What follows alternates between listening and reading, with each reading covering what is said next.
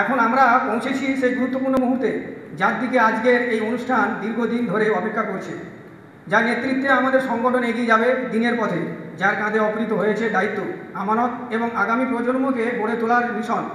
আমরা অত্যন্ত আনন্দ ও গর্বের সঙ্গে মঞ্চে আমন্ত্রণ জানাচ্ছি ইসলাহ তরুণ সংগঠন এর নবনিযুক্ত চিফ সেক্রেটারি হাফেজ মতিউর রহমান ভাইকে অনুগ্রহ করে মঞ্চে উঠে আসুন। এই মুহূর্তটি শুধু আপনার নয়, এটি আমাদের সংগঠনের জন্য একটি ইতিহাস, একটি নতুন যাত্রা। এখন তার হাতে আমরা তুলে দেব আমাদের পক্ষ থেকে সম্মাননা স্বাক্ষর, একটি আমানতের প্রতীক। দোয়া করি আল্লাহ তাআলা তার এই পদক্ষেপকে কবুল করুন এবং তার মাধ্যমে সংগঠন দিনের পথে দৃঢ়ভাবে এগিয়ে যাক।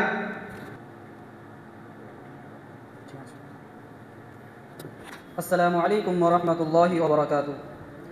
আলহামদুলিল্লাহ, সকল প্রশংসা আল্লাহ তাআলার, যিনি আমাদেরকে দ্বীনের খিদমতের জন্য মনোনীত করেছেন। আমি গভীর কৃতজ্ঞতা প্রকাশ করছি ইসলাহ তরুণ সংগঠনের প্রতি, যারা আমাকে এই গুরুত্বপূর্ণ দায়িত্ব আস্থা রেখে চিফ সেক্রেটারি হিসেবে মনোনীত করেছেন। এটি আমার জন্য শুধু একটি পদ নয়, বরং একটি আমানত, একটি দায়িত্ব, একটি ইবাদতের সুযোগ। আমি হাফেজ মতিউর রহমান আজ এই মঞ্চ থেকে আমি 3টি প্রতিশ্রুতি দিচ্ছি।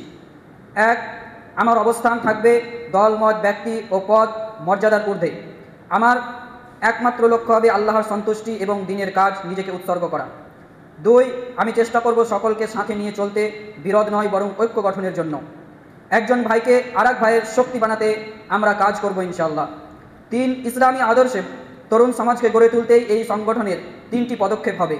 নেশা নয় নামাজ, অন্ধকার নয় আলো, হারাম নয় হালাল বিভাজন, ভ্রাতৃত্ব, এই হবে আমাদের মূলনীতি। নেশা নয় নামাজ, অন্ধকার নয় আলো, হারাম নয় হালাল বিভাজন, ভ্রাতৃত্ব, এই হবে আমাদের মূলনীতি।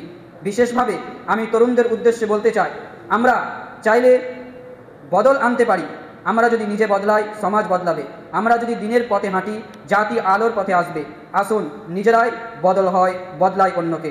শেষ কথায় আমি দোয়া চাই, হে আল্লাহ, আমাকে এই দায়িত্ব সঠিকভাবে পালন করার তৌফিক দিন, আমার অন্তরে একনিষ্ঠতা দিন, আমাদের সংগঠনকে কবুল করুন এবং কিয়ামত পর্যন্ত হক ও খিদমতের বাতি জ্বালিয়ে রাখুন। আমা তৌফিকি ইল্লা বিল্লাহ, আমার তৌফিক তো কেবল আল্লাহর পক্ষ থেকেই।